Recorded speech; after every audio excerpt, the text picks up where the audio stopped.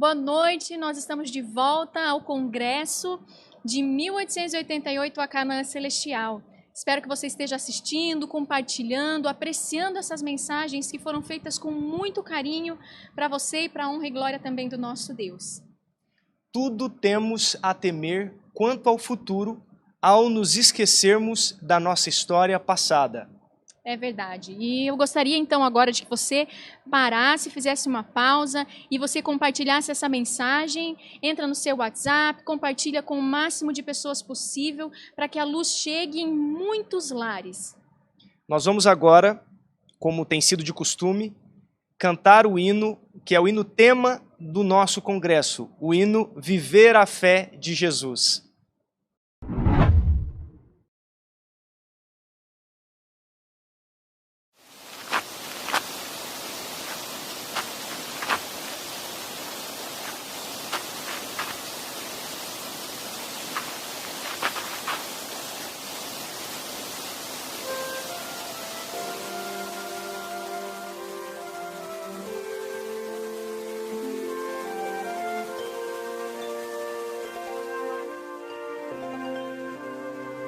Viver a fé de meu Jesus é nossa esperança aqui.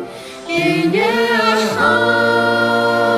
rocha e fortaleza, a Deus por isso graças dou. O seu amor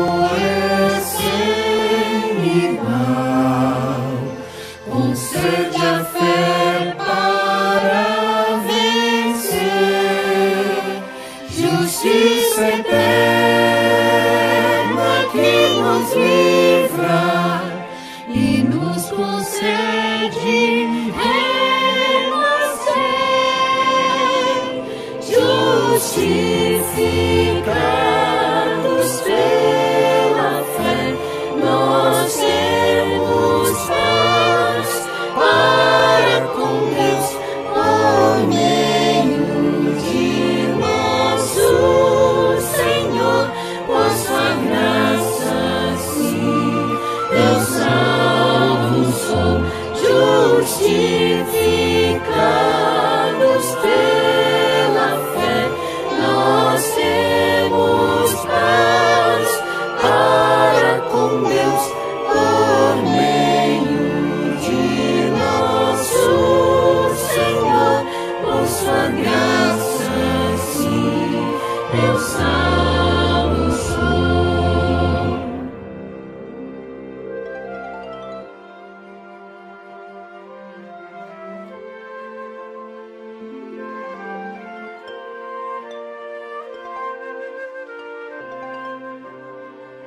Viver a vida de Jesus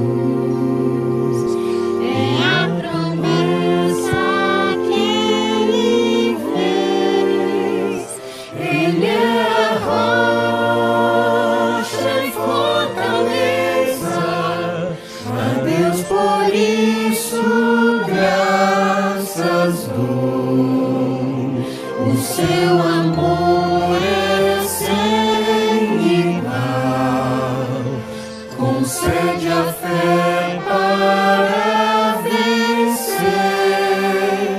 justiça eterna que nos livra e nos concede seu poder,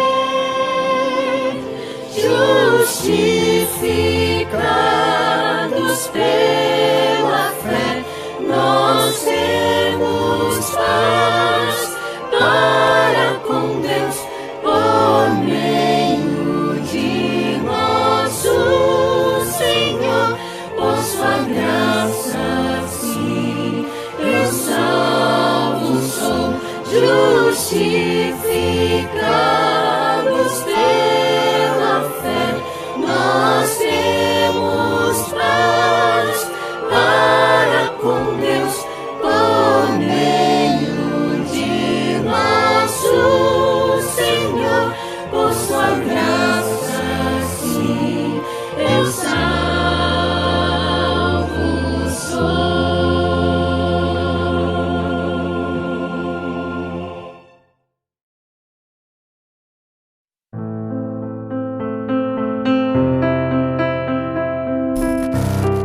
bilhões de dólares gastos com recursos eletrônicos e gráficos nunca iluminarão a Terra com a glória de Deus. O que nós precisamos, o que nós mais necessitamos é de ouvir esta mensagem, de entender esta mensagem e de viver esta mensagem pela graça do Senhor Jesus Cristo. A partir então deste congresso, a pergunta não será mais sobre o que aconteceu no passado, o que fizeram com a mensagem, mas a pergunta será o que nós vamos fazer com a mensagem, o que você vai fazer com essa luz. E é muito interessante e até importante nós notarmos que nós encontramos na Bíblia, na Palavra de Deus, dois tipos de reações diferentes do povo quando eles ouvem a sua própria história, não é mesmo, Valtinho?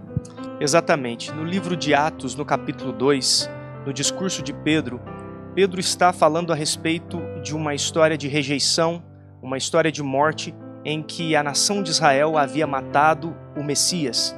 Em determinado momento, nesse discurso, nesse sermão, ele fala a respeito do rei Davi e do descendente de Davi, aplicando a Jesus como este descendente e informando aqueles que ali ouviam que este Cristo havia ressuscitado de dentre os mortos e agora estava com o Pai assentado em seu trono. E no capítulo 2, no verso 37, nós lemos o seguinte: ouvindo eles estas coisas, compungiu-se-lhes o coração e perguntaram a Pedro e aos demais apóstolos: que faremos, irmãos?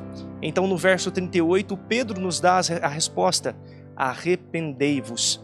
No mesmo livro, no capítulo 7 do livro de Atos, nós temos o discurso de Estevão.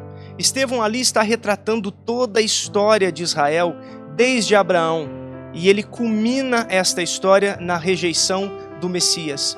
E no verso 54, a Bíblia nos diz: ouvindo eles isto, enfureciam-se no seu coração e rilhavam os dentes contra ele. Então a questão é, nós vamos aceitar a nossa história ou nós apedrejaremos Estevãos? Que Deus nos ajude, que Ele envie o seu Santo Espírito para que nos ajude a entendermos e a vivermos esta tão preciosa mensagem. E o nosso palestrante de hoje é o nosso querido irmão Valtinho Caetano. Ele é casado com a Paula, é pai do Amós. Ele é natural de Uberlândia, Minas Gerais. É a cidade em que temporariamente reside. Ele conheceu a mensagem adventista já há 21 anos e logo que a conheceu, a abraçou com todas as suas forças. Mesmo com suas limitações, seu maior desejo é pelo amor e poder que Jesus nos concede receber de Deus, testemunho semelhante ao patriarca Jó, homem íntegro, reto, temente a Deus e que se desviava do mal. Deus o abençoe, irmão Valtinho. Boa noite.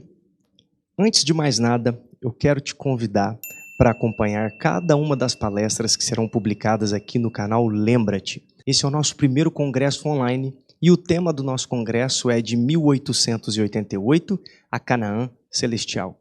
E o título da nossa mensagem é A Rejeição do Alto Clamor.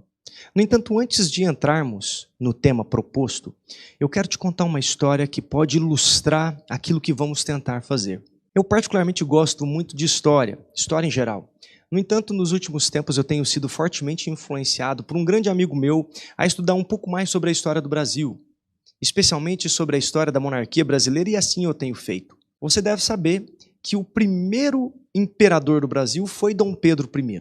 E Dom Pedro I teve uma primeira esposa, que foi a Maria Leopoldina de Habsburgo, filha da família real austríaca. E o casamento desses dois aconteceu de uma forma não tão comum como os casamentos que acontecem nos nossos dias. Foi um casamento que aconteceu por procuração. Isso mesmo, por procuração.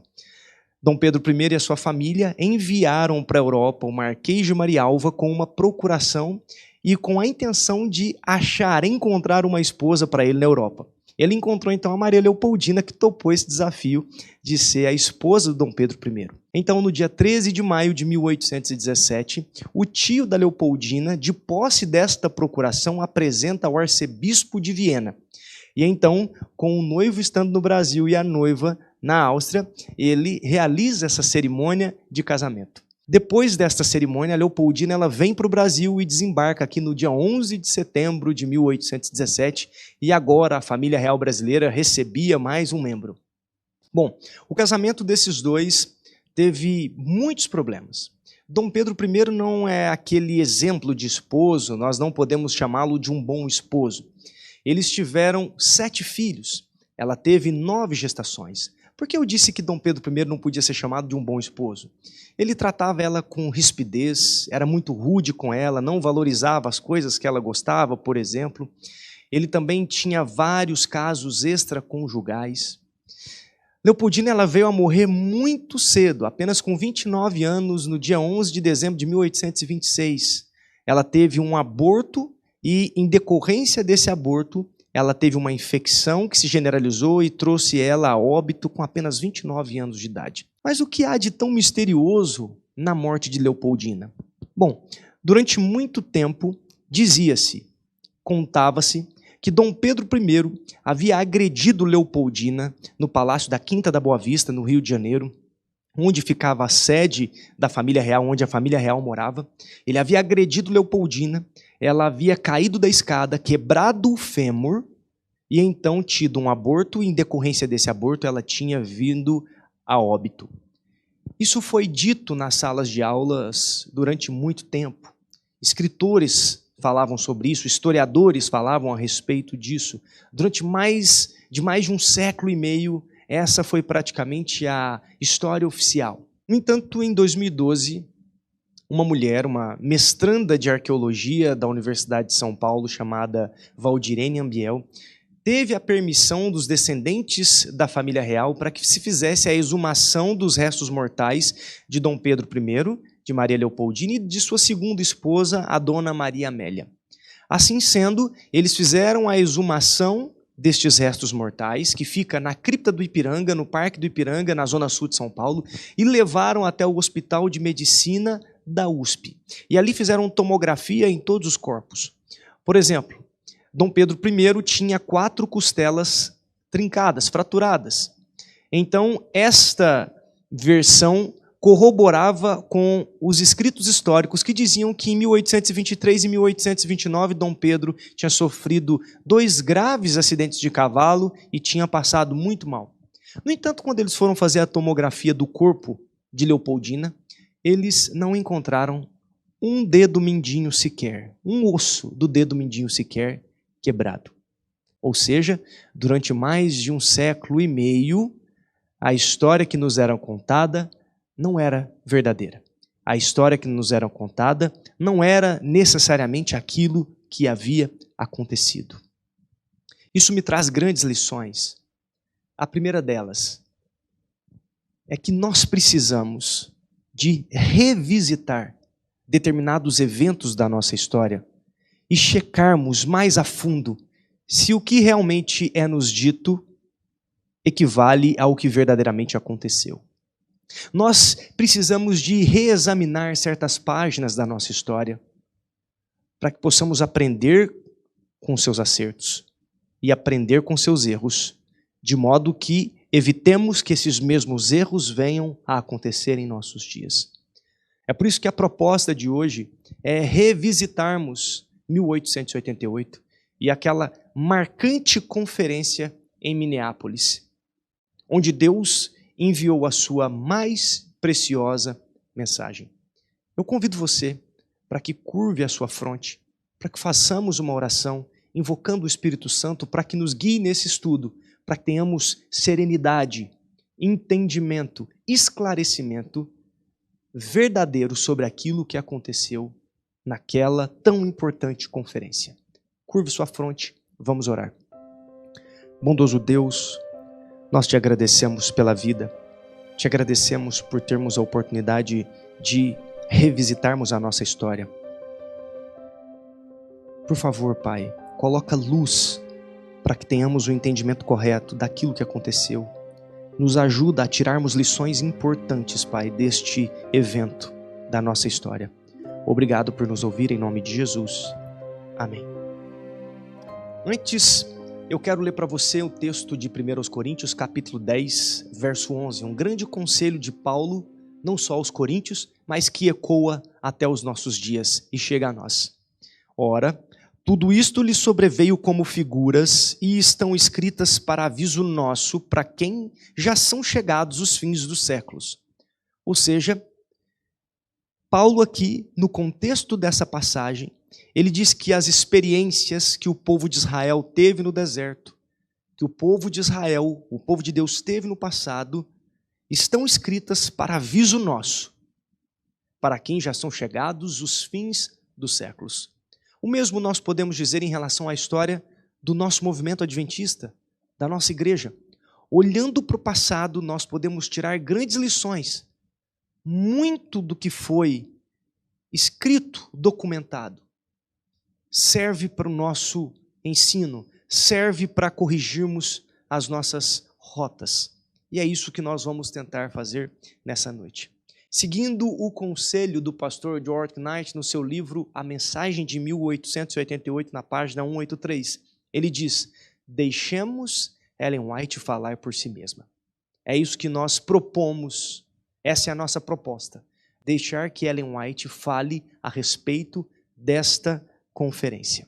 Por décadas antes de 1888, a igreja e a sua liderança aguardavam ansiosamente os tempos de refrigério, que viriam com a presença do Espírito Santo, quando a longamente aguardada chuva serôdia cairia sobre eles.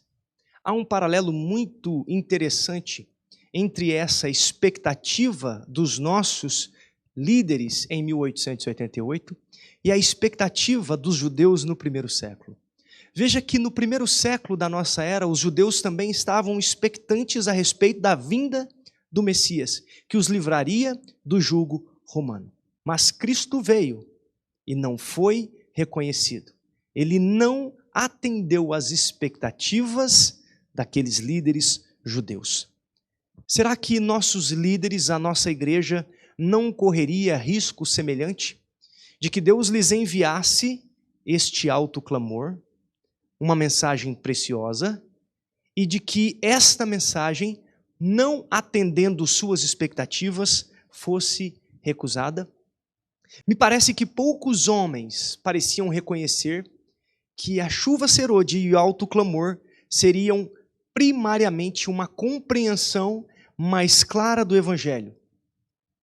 Parece-me que os nossos líderes esperavam um volume mais alto, uma potencialização da verdade que eles já pregavam e até mesmo viviam, quando na realidade o alto clamor e a chuva serôdia seria uma compreensão mais profunda, uma iluminação maior. Houve perigo que os nossos líderes rejeitassem esta mensagem, assim como os judeus rejeitaram Jesus no primeiro século. Ellen White, já em 1882, havia advertido de que poderia algum dia a liderança e a igreja serem incapazes de reconhecer o verdadeiro Espírito Santo. Veja o que ela nos escreve em Testemunhos para a Igreja, volume 5, na página 74 e 79. Muitos de vocês não podem discernir a obra e a presença de Deus. Não a conhecem. Há homens em cargos de responsabilidade entre nós, que sustentam que as opiniões de uns poucos supostos filósofos são mais confiáveis do que a verdade bíblica ou os testemunhos do Espírito Santo. Fé como a de Paulo, Pedro ou João é considerada obsoleta e intolerável nos dias modernos. Veja que estas porções de textos que eu vou ler para vocês, ela escreve por volta de 1882, alguns em 1885, anos antes de 1888. Me acompanhe nesse novo texto, Testemunhos para a Igreja, volume 5, página 80. Os que confiaram no intelecto, no gênio ou talento, não permanecerão à frente das fileiras e colunas. Eles não progrediram de acordo com a luz. Os que se têm mostrado infiéis não serão então incumbidos do rebanho. Na última e mais solene obra, poucos grandes homens se empenharão. Aqui a serva do Senhor está escrevendo a ministros. Está tentando alertá-los sobre as coisas que ela via, os movimentos que se tomavam forma dentro da nossa igreja.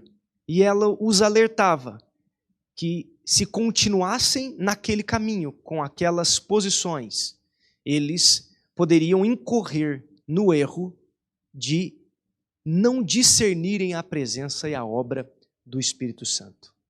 Diante desse quadro, o Senhor assumiria então a liderança e suscitaria instrumentalidades humanas em quem ele pudesse confiar. O Senhor, ele quer confiar em todo o seu povo, especialmente nos líderes. E nesse momento da nossa história, o Senhor queria fazer uso daqueles homens que tanto amavam a obra, que tantos anos, décadas haviam dedicado à pregação do Evangelho, à pregação da primeira, segunda, terceira mensagem angélica. Homens que eram zelosos, mas que naquele momento não eram vasos ideais, não eram canais ideais para que a mensagem de Deus ao seu povo fosse transmitida. Em Testemunhos para a Igreja, no volume 4, na página 402, nós lemos o seguinte: quando tivermos homens consagrados como Elias e possuídos da fé que o animou, veremos que Deus se nos revelará como fez aos homens santos de outrora. Quando tivermos homens que, ao passo que reconhecem as próprias deficiências, como Jacó pleiteiam com Deus, em fervente fé, havemos de ver idênticos resultados. Ou seja, nós não podemos confiar, Deus não pode confiar em homens que confiam no gênio, no intelecto. Homens que não têm uma fé como a de Elias. Homens que não pleiteiam com Deus como Jacó o fez. Homens que não reconhecem as suas próprias deficiências.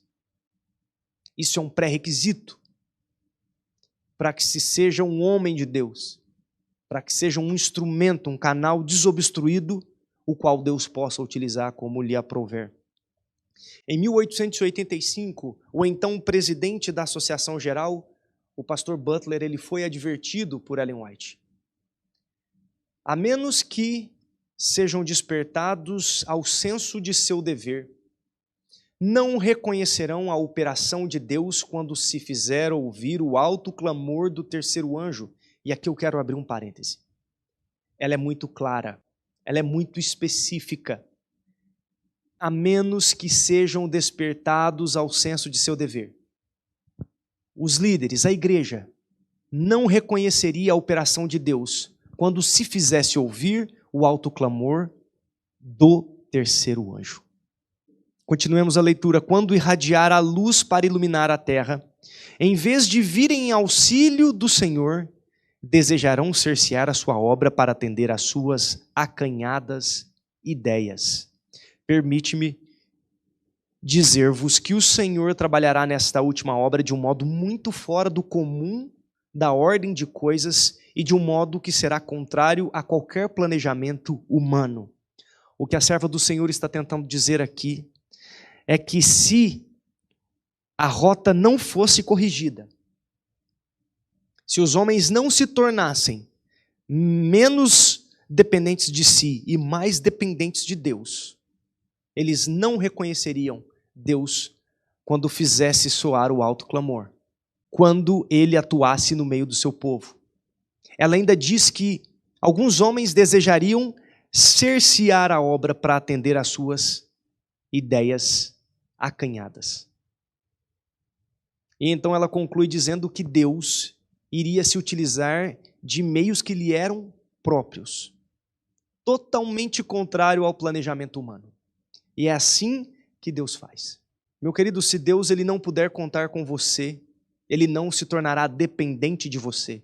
Ele chamará outro para desempenhar a obra que você não quis fazer. É assim que Deus age. O texto continua: haverá entre nós os que sempre desejarão dominar a obra de Deus, para ditar até que movimentos se farão quando a obra avançar sob a direção do anjo que se une ao terceiro anjo da mensagem a ser dada ao mundo. Deus usará maneiras e meios pelos quais se verá que ele está tomando as rédeas em suas próprias mãos. Surpreender-se-ão os obreiros com os meios simples que ele usará para efetuar e aperfeiçoar sua obra de justiça. Veja que ela aplica expressões de Apocalipse 18, 2. Quando o anjo, aquele quarto anjo, ele se une ao anjo da terceira mensagem e aquela mensagem vira um alto clamor, ilumina toda a terra. Ela está falando de uma situação específica. Quando o alto clamor seria dado. Testemunhos para a Igreja, página 300. Esta carta ela foi dirigida ao pastor Butler e ao pastor Stephen Haskell, que atendeu à advertência. E foi um dos poucos homens, líderes, que em 1888 conseguiu discernir a atuação do Espírito Santo. O Senhor, ele foi forçado, o Senhor Deus foi forçado a passar por alto os ministros experientes, os ministros zelosos que nós tínhamos, a fim de empregar agentes mais jovens e desconhecidos. Acompanhe comigo esse texto de Testemunhos para Ministros, página 106. Frequentemente, o Senhor trabalha onde menos o esperamos. Surpreende-nos pela revelação de seu poder em instrumento de sua própria escolha, ao mesmo tempo que passa por alto homens a quem temos olhado como sendo aqueles por cujo intermédio deve vir a luz. Não é de forma esporádica, ela fala que frequentemente Deus age da forma como menos esperamos. Ele revela seu poder em instrumentos de sua própria escolha. E ele passa por alto aqueles que, às vezes, nós olhamos tão dignos da nossa reverência, da nossa admiração. Quando nós olhamos para determinados homens e falamos, a luz virá deles. Muitas vezes cometemos enganos, porque Deus se utiliza de instrumentos dedicados por Ele, de sua própria escolha, para enviar a sua mensagem. Ainda no mesmo livro, na página 106 e página 107, há um conselho para nós, todos nós. É um conselho e uma advertência. Os que não têm o hábito de examinar a Bíblia por si mesmos ou de pesar as evidências, confiam nos dirigentes e aceitam as decisões que estes fazem, e assim rejeitarão muitos as próprias mensagens que Deus envia a seu povo, se esses irmãos dirigentes não as aceitarem. Abro um parêntese. A serva do Senhor está dizendo, muitos por não examinarem as Escrituras. E vou um pouquinho mais além. Muitos por não estudarem por conta própria também o espírito de profecia. Se os seus líderes não dão aval, se os seus líderes não chancelam aquilo que estão estudando, eles não aceitam. Se determinado ministro, se determinado ancião, se determinado irmão de igreja fala algo, isso passa a ser lei. Eu deixo agora de me referir à Bíblia e ao espírito de profecia e falo, o pastor A disse tal coisa, o irmão B disse tal coisa. Nós deixamos de confiar na condução do Espírito Santo nos nossos estudos, nos nossos exames da Escritura e do espírito de profecia e passamos a confiar cegamente no que outros homens, sujeitos a erros, dizem. Mesmo que todos os nossos dirigentes recusem a luz e a verdade, essa porta ainda continuará aberta. O Senhor suscitará homens que darão ao povo a mensagem para este tempo. Parece que a serva do Senhor ela estava prevendo algo que aconteceria futuramente. Algo que Deus faria no meio do seu povo. Testemunhos para a Igreja, volume 5, página 82. Elias tomou Eliseu de trás do arado e lançou sobre ele o manto da consagração. O chamado a esta grande e solene obra foi apresentado perante os homens de saber e posição. Houvessem eles sido pequenos a seus próprios olhos e confiado plenamente no Senhor, ele, Deus, os haveria honrado com o conduzir seu estandarte em triunfo até a vitória. Deus apresentou esse chamado à sua liderança. Deus apresentou e trabalhou no coração desses homens. Só que em determinado momento Deus disse: eu preciso de passar esses homens por alto. Preciso suscitar jovens, ainda obscuros, desconhecidos. Não tanto conhecidos como esses líderes que nós temos aqui hoje. Só que eles farão soar a trombeta de maneira correta. Eles darão a mensagem que eu preciso que seja dada. E assim Deus o fez. Testemunhos para a Igreja, volume 5, página 82. Deus realizará uma obra em nosso tempo que poucos esperam. Ele suscitará e exaltará entre nós os que estão mais preparados pela unção de seu espírito do que pelo preparo exterior de instituições científicas. Isso precisa de ficar bem evidenciado para nós. Um diploma não quer dizer muita coisa. Uma posição, tampouco.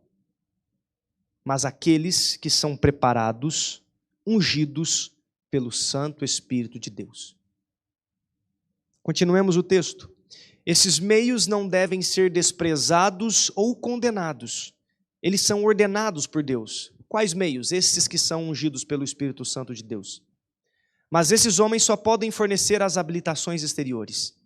Deus mostrará que não depende de seres humanos instruídos e cheios de si.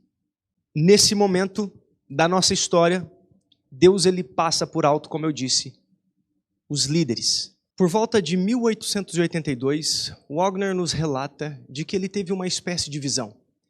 Ele estava ouvindo uma mensagem numa grande tenda. Ele não se lembra qual era o tema abordado pelo pregador, mas ele tem uma visão de Cristo crucificado. E ele de frente a Cristo pregado na cruz. Então ele tem uma impressão muito profunda, certamente dada pelo Espírito Santo, de que Cristo havia morrido individualmente por ele. Ele percebe que ele é o único habitante do mundo e que o pecado do mundo inteiro havia recaído sobre Cristo e que os pecados de todo mundo eram os pecados dele e que os pecados dele estavam sobre os ombros de Cristo. Então, ele declara: Cristo, justiça nossa. E começa os seus estudos por volta deste ano, de 1882. A mensagem do advento também encontra Alonzo Trevier Jones, um soldado do exército americano, um homem muito estudioso, se debruçava sobre as páginas das Escrituras, profundo conhecedor da história. Há relatos de que Jones era um homem zeloso, um homem humilde, de profundos sentimentos e orações eficazes que davam testemunhos de que ele verdadeiramente conhecia o Senhor. No livro Testemunhos para Ministro, na página 91, veja o que a mensageira do Senhor diz a respeito destes dois jovens pastores. Em sua grande misericórdia, enviou o Senhor preciosa mensagem a seu povo por intermédio dos pastores Wagner e Jones. Esta mensagem devia pôr de maneira mais preeminente diante do mundo o Salvador crucificado, o sacrifício pelos pecados de todo mundo. Apresentava a justificação pela fé no fiador. Convidava o povo para receber a justiça de Cristo que se manifesta na obediência a todos os mandamentos de Deus. E ela conclui: muitos perderam Jesus de vista. É por meio desses homens que Deus decide enviar a sua mensagem mais preciosa para a igreja. Jones e Wagner. Testemunhos para Ministro, na página 91 e 95. Esta é a mensagem que Deus manda proclamar ao mundo. É a terceira mensagem angélica, que deve ser proclamada com alto clamor e regada com o derramamento de seu Santo Espírito em grande medida. É essa justamente a obra que o Senhor designou que a mensagem que Ele deu a seus servos realize no coração e na mente de todo instrumento humano. Veja que Ellen White neste texto, ela chama Jones e Wagner de seus servos, de servos de Deus. Quando nós vamos estudar, ela vai usar esses termos ou termos semelhantes nos próximos 8 anos. Entre 200 e 300 vezes ela vai chamar esses homens de seus servos. Mesmo após Minneapolis, ela continua por 8 anos ainda chamando esses homens de servos de Deus. Em Manuscript Releases, volume 15, na página 92, ela diz: a mensagem que nos é dada por Jones e Wagner é a mensagem de Deus à igreja laodiceana. Irmãos, a mensagem da justiça de Cristo, que nada mais é do que a vida de Cristo imputada no crente, impregnada no dia a dia do crente. Uma justiça pela fé prática, não uma justificação pela fé que os protestantes atuais dizem, de algo forense que está somente lá no passado, um ato declaratório de justo. Não. Mas a vida de Cristo, o viver de Cristo em nós, Cristo em nós, a esperança da glória. Não vivo eu, Cristo vivendo em mim. Esta mensagem da justiça de Cristo é a mensagem para a igreja de Laodiceia. É a mensagem para o nosso tempo.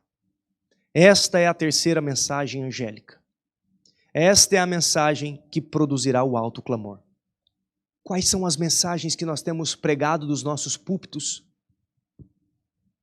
O que é que temos, com o que é que temos alimentado o nosso rebanho? Ela diz aqui que a mensagem que foi levada àquela conferência por Jones Wagner é a mensagem de Deus para a igreja de Laodiceia. É a mensagem para os nossos dias. Alguns questionavam ela a respeito do que ela achava do que havia sido apresentado. Aquilo soou um tanto quanto estranho quando líderes e membros ouviram aquelas palavras que saíram dos lábios de Jones Wagner.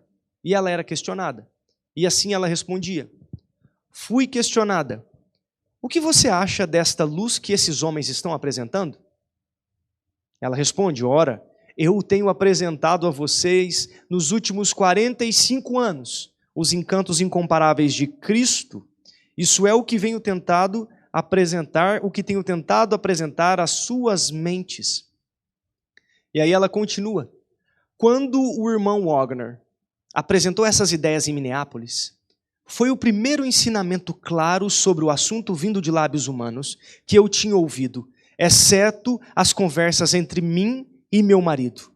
Eu disse a mim mesma: é porque Deus me apresentou em visão que eu vejo isso tão claramente e eles não podem ver porque nunca tiveram isso apresentado a eles como eu. E quando o outro o apresentou, cada fibra do meu coração disse amém. Ela responde, quando é questionada sobre o que ela achava daquela mensagem, ela disse: olha, nos últimos 45 anos eu tenho tentado apresentar isso a vocês.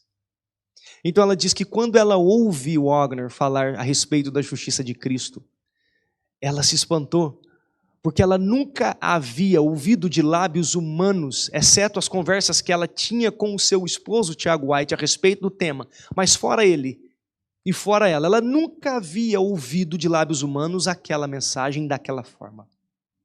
Então ela dizia: olha, as pessoas não entendem essa mensagem porque eu só consigo entendê-la porque o anjo me mostra. Então eu tenho entendido e tenho nos últimos 45 anos tentado mostrar isso para a igreja. Mas quando esse jovem falou, cada fibra do meu ser vibrou, porque eu tinha certeza, em outras palavras, que o Espírito Santo havia guiado este homem. Nós estamos aqui numa linha, numa sequência.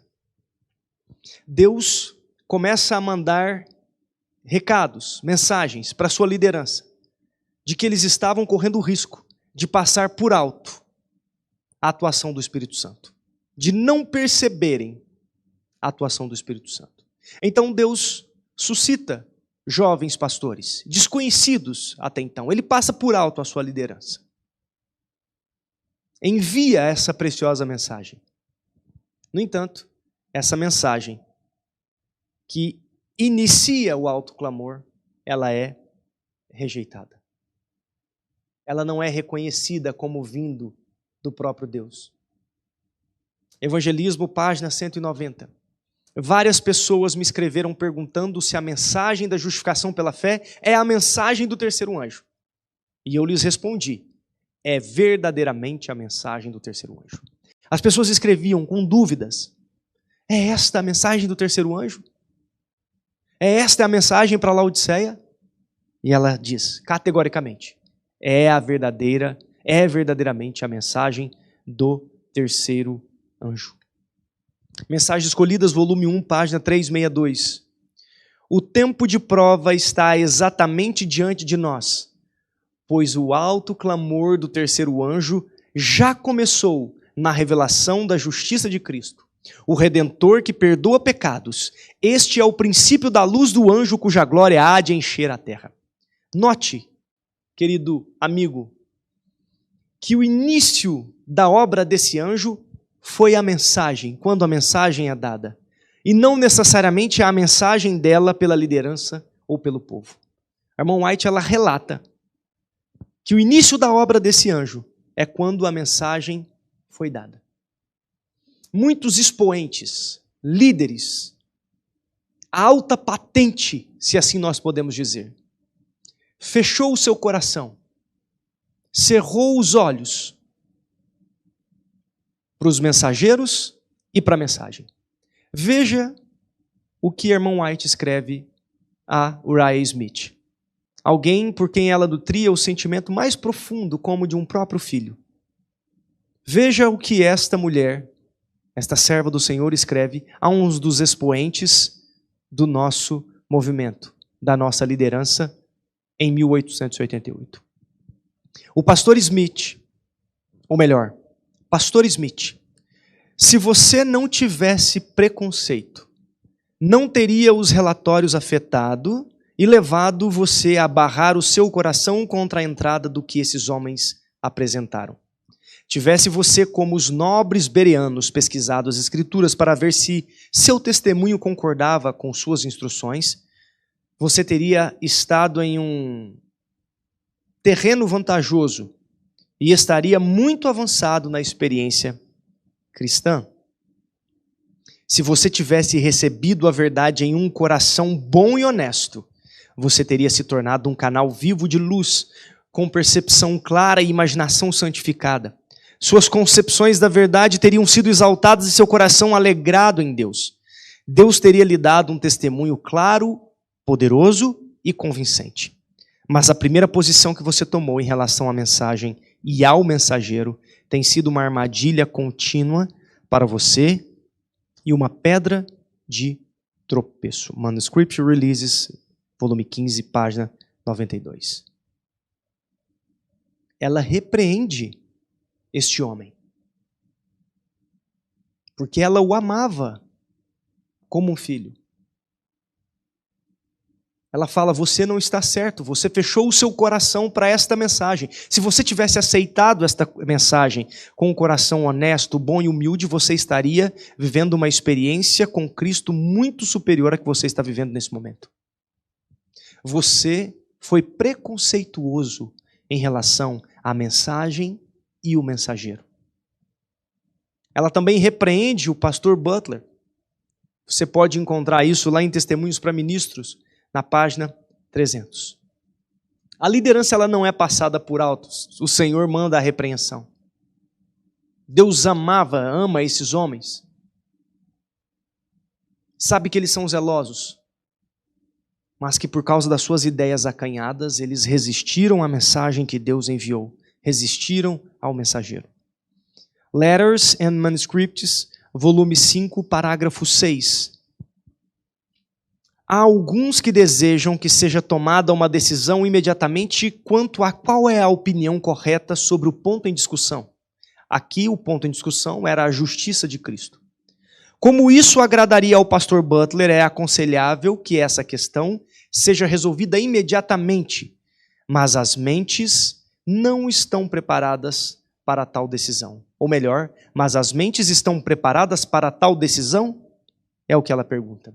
Criou-se uma animosidade tão grande por causa do tema ali colocado em questão, a forma como a justiça de Cristo foi abordada pelos pastores Wagner e Jones, que os líderes, especialmente o pastor Butler, tinha pressa para que este ponto fosse definido, as opiniões fossem dadas, os lados fossem escolhidos. De forma muito precipitada, tentava-se chegar a uma conclusão a respeito daquilo que estava sendo exposto, sem meditação, sem oração, sem a humilhação necessária diante de Deus. E alguns, querendo agradar ao presidente da Conferência Geral, tentavam acelerar esse processo, porque isso era agradável a ele. Então ela diz: eu não pude aprovar esse procedimento porque os nossos irmãos são exercitados por um espírito que move seus sentimentos e estimula seus impulsos, de modo a controlar o seu julgamento. Embora estejam tão entusiasmados como agora, eles não estão preparados para tomar decisões seguras. Ela continua: não vejo desculpa para o estado de sentimento que foi criado nesta reunião. Não há desculpa. Não há desculpa alguma para o estado e o sentimento que foi criado naquela reunião. As mensagens que vêm de seu presidente em Battle Creek têm o objetivo de incitá-lo a tomar decisões precipitadas e a tomar posições decididas, mas eu o aviso contra fazer isso. Os sentimentos de excitação levam a movimentos precipitados. Ou seja, se os líderes, a igreja, fossem incitados, exercitados a tomarem uma decisão precipitada, eles não refletiriam na profundidade da mensagem. Não entenderiam o que Deus estava tentando lhes oferecer com aquela mensagem. Tomariam decisões precipitadas, que tenderiam a considerar muito mais a opinião de certos líderes, no caso o presidente da Conferência Geral, do que realmente o que Deus estava tentando dizer por meio dos seus servos. Ela diz em Materiais de 1888, na página 1043, mas eu nunca posso esquecer a experiência que tivemos em Minneapolis, ou as coisas que então me foram reveladas com respeito ao espírito que controlava os homens, as palavras ditas, as ações feitas em obediência aos poderes do mal. Perceba que ela fala que todos aqueles homens, todos aqueles líderes que posicionaram-se contra os mensageiros e a mensagem, eles foram obedientes aos poderes do mal. As palavras que disseram, as ações que foram feitas, não foram em obediência a Deus, mas sim em obediência aos poderes do mal. Ainda na mesma página ela diz: eles foram movidos na reunião por outro espírito. Eu lhes pergunto, se não foi pelo Espírito de Cristo, foi pelo Espírito de quem? Eles foram movidos por outro espírito. E eles não sabiam que Deus havia enviado esses jovens, os pastores Jones e Wagner, para levar uma mensagem especial a eles, a qual eles trataram com zombaria e desprezo, sem perceber que as inteligências celestiais estavam olhando para eles e registrando suas palavras nos livros do céu. Sei que naquela época o Espírito de Deus foi insultado. Eles foram movidos por outro espírito. Eles não identificaram que Deus estava levando uma mensagem por meio daqueles dois jovens pastores. Ela fala que o Espírito Santo foi zombado, desprezado e insultado. Que contrassenso! A liderança que tanto almejava pelos tempos de refrigério, pela presença do Espírito Santo, zombou, desprezou, insultou o Espírito de Deus por meio da recusa dos mensageiros e da mensagem que ele tão bondosamente enviou ao seu povo. Nesse momento começa um processo de desidratação, de destruição, de difamação do caráter de Jones e de Wagner. O foco passa a ser as suas possíveis falhas, as suas eventuais falhas. com a intenção de minar aquela mensagem. Ou, melhor, de minar os responsáveis pela recusa da mensagem. Esse é um ponto crucial. É necessário colocar a responsabilidade pela recusa da mensagem nos ombros de quem trouxe, não daqueles que a rejeitaram. Ainda em Materiais de 1888, na página 608, Armond White diz: agora desejo que sejais cautelosos a respeito da posição que tomais. Se vos envolverdes nas nuvens da incredulidade por notar imperfeições, vede uma palavra ou um pequeno item, talvez que pode ocorrer, e os julga a partir disso. Deveis observar se Deus está trabalhando com eles, e então reconhecer o Espírito de Deus, que é revelado neles. E se escolherdes resistir, estará agindo exatamente como os judeus agiram. O que ela diz é para que o povo seja cauteloso. Não fiquem buscando notar imperfeições, e a partir dessas imperfeições, desenvolver um sentimento de incredulidade. Ela diz: observe que Deus está trabalhando com eles. Reconheça o Espírito de Deus trabalhando neles. Mas, se vocês escolherem resistir, vocês estarão agindo como os judeus, resistindo à ação de Deus. Irmãos mais velhos e experientes estavam melindrados ante a expectativa e a perspectiva de Ellen White de apoiar dois homens comparativamente jovens e desconhecidos contra praticamente todo o conjunto de obreiros. Os homens estavam melindrados. Veja o que o pastor A.G. Daniels escreve no seu livro The Abiding Gift of Prophecy, na página 369. Em uma grande crise em que surgiu o princípio da justiça pela fé no final dos anos 80 e início dos anos 90, a mensageira do Senhor levantou-se quase sozinha ao lado daqueles que trouxeram este princípio. Ele diz que ela levantou-se praticamente sozinha ao lado de Jones de Wagner. Esta foi a atitude da mensageira do Senhor. O pastor Robert Olson, que foi diretor do White State entre 78 e 90, na Adventist Review de 30 de outubro de 1986, escreve o seguinte, em referência a Minneapolis, 1888. Esta foi a única conferência geral em que Ellen White foi publicamente desafiada. Ela se porta praticamente sozinha ao lado dos mensageiros. E ela é publicamente desafiada naquela conferência. Ela tenta desviar o olhar, o foco do povo e da liderança das imperfeições que aqueles mensageiros poderiam ter, das falhas que eles poderiam ter, mas que eles entendessem e analisassem e verificassem se Deus estava atuando com eles. E se eles percebessem isso como ela percebeu, que eles não resistissem, não trancassem, não fechassem o seu coração para aquela mensagem. Em Materiais de 1888, na página 1043, ela diz: aqueles a quem Deus enviou uma mensagem são apenas homens. Mas qual é o caráter da mensagem que transmitem? Você ousará abandonar ou desprezar as advertências porque Deus não o consultou quanto ao que seria preferível? Deus chama homens que falam, que clamam alto e não poupam. Deus levantou os seus mensageiros para fazer sua obra este tempo. Qual é o caráter da mensagem desses homens? Esses homens são mensageiros de Deus. Não procurem destruir o caráter deles para amenizar a rejeição. Aceitem a repreensão, aceitem a mensagem, vivam por ela. Algumas interpretações das Escrituras Sagradas dadas pelo Dr. Wagner não considero corretas, mas acredito que ele seja perfeitamente honesto em seus pontos de vista, e eu respeitaria seus sentimentos e o trataria como um cavalheiro cristão. Não tenho razão para pensar que ele não seja. Ela diz aqui que não concordava com todos os pontos teológicos de Wagner, mas ela o respeita como um cavalheiro cristão. Ele nunca tinha dado motivo contrário para que ela não agisse assim. Ela o tratava com respeito e lhe dava votos de confiança.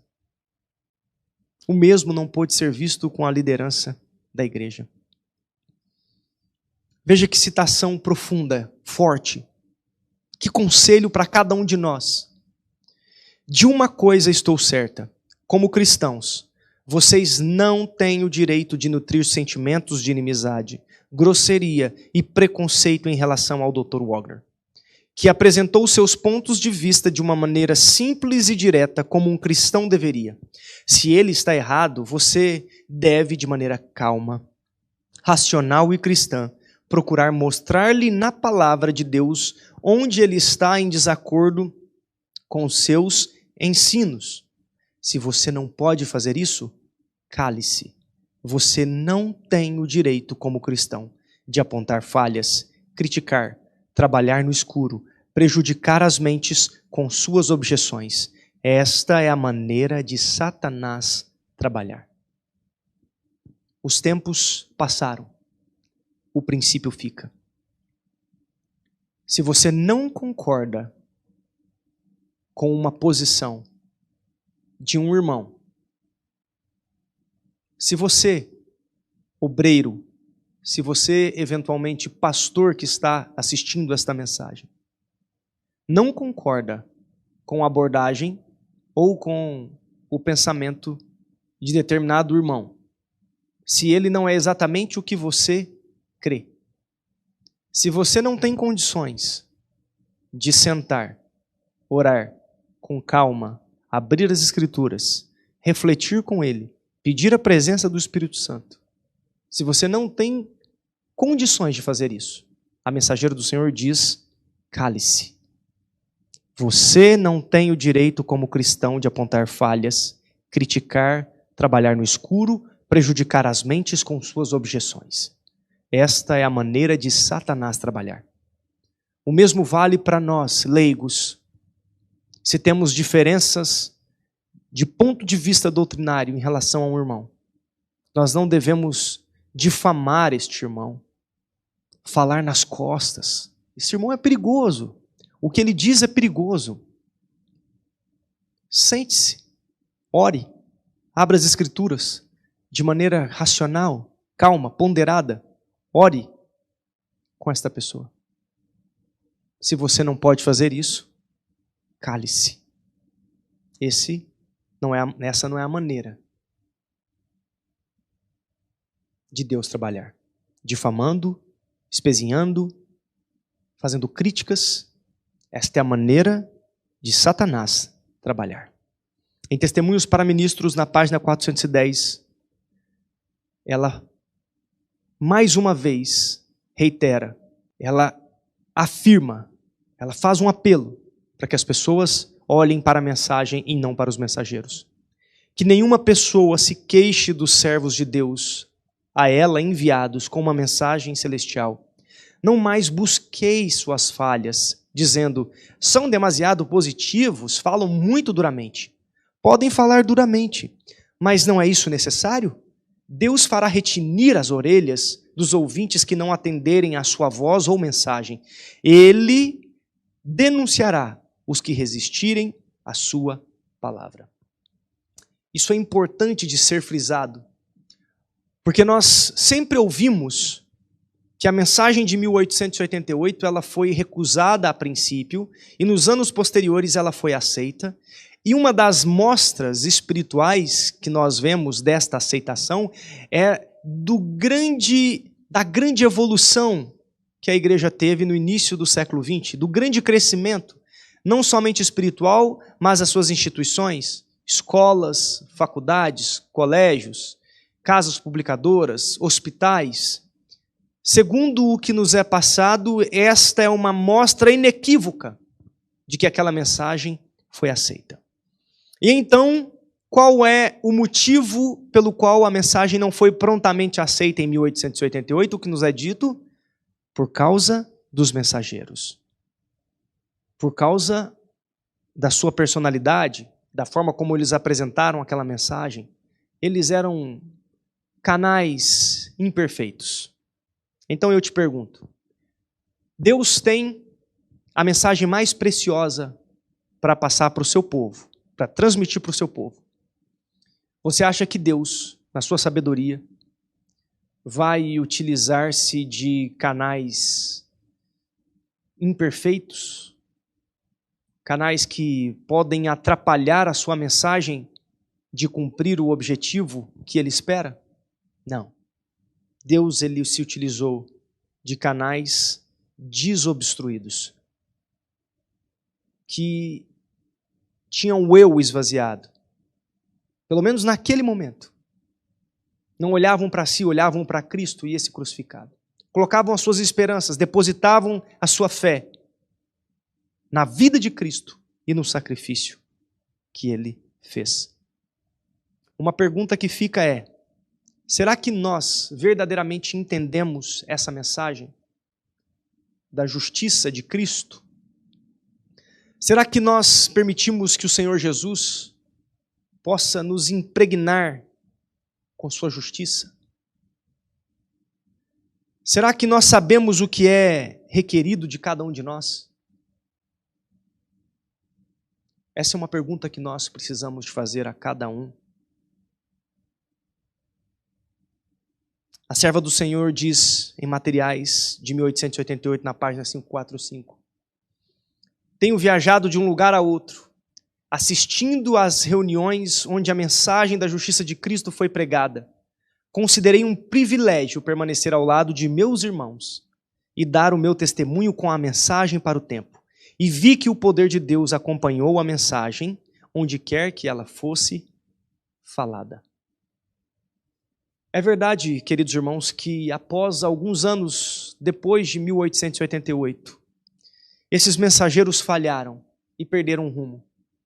E essa é provavelmente a razão porque os escritores modernos desejam culpá-los pela tragédia de 1888. Mas, fazendo assim, eles julgam mal os fatos. Obviamente que a mensagem de 1888 era muito mais do que uma mera reiteração de uma doutrina negligenciada. Os delegados da Associação Geral, eles foram defrontados com Cristo, face a face, quando eles ouviram a mensagem de Cristo, justiça nossa. E eles não resistiram. Eles endureceram o coração. Aquela mensagem era muito dura para eles ouvirem. Testemunhos para Ministros, página 456, e com esse texto eu finalizo a nossa mensagem. O que é justificação pela fé? É a obra de Deus ao lançar a glória do homem no pó e fazer pelo homem aquilo que ele por si mesmo não pode fazer. Aqueles líderes, eles foram defrontados. Estiveram face a face com Cristo. Cristo quis lançar a sua glória no pó e fazer por eles o que eles jamais seriam capazes de fazer. Só que aqueles homens rejeitaram essa mensagem. Rejeitaram os mensageiros. E, consequentemente, rejeitaram o alto clamor. Precisamos de aprender com este episódio da nossa história. Nós temos visto vários movimentos de apoio à igreja, de apoio aos membros, se levantando e pregando Cristo, justiça nossa, pregando a verdade presente para esse nosso tempo. E muitas vezes esses são espizinhados, são criticados, são perseguidos, são ultrajados, são difamados. O meu apelo aqui agora vai para dois grupos de pessoas. O primeiro deles, aqueles que difamam, que ultrajam, que criticam. O meu desejo profundo é que você busque no Senhor luz, examine a Escritura, o espírito de profecia, a nossa história, sem preconceitos, simplesmente invocando o Espírito Santo. Peça luz e Deus lhe dará a respeito deste tema. E o meu outro apelo vai para aqueles que tão bravamente tem permanecido em pé, mesmo a despeito de críticas. É necessário que Deus tenha homens e mulheres dispostos a dar à trombeta o sonido certo. Durante este estudo nós lemos alguns textos onde Deus ele passa por alto homens que possuem credenciais de instituições científicas, mas que não estão sendo ungidos pelo teu Santo Espírito. Deus utiliza poderosamente homens e mulheres esvaziados de si mesmo, mas que queiram ser preenchidos por Jesus Cristo, pela sua vida e pela sua glória, para refletirem aquilo que Ele é. Infelizmente, os nossos líderes erraram no passado. Há necessidade, sim, de hoje, de que os nossos líderes voltem o seu olhar para este tema, de que como povo nos arrependamos da rejeição feita outrora, que nos preparemos cada vez mais, que nos tornemos cada vez mais semelhantes a Cristo, tendo esta justiça, sua vida imputada em nós, para que possamos iluminar essa terra com o alto amor. O meu desejo é que Deus abençoe você ricamente, que você possa ter uma experiência íntima com Cristo e que seja revestido da justiça dele. Não rejeite a mensagem de Cristo para a sua vida. Não rejeite a justiça de Cristo. Um traje foi provido para cada um de nós. Aceite-a. É o meu desejo e a minha oração.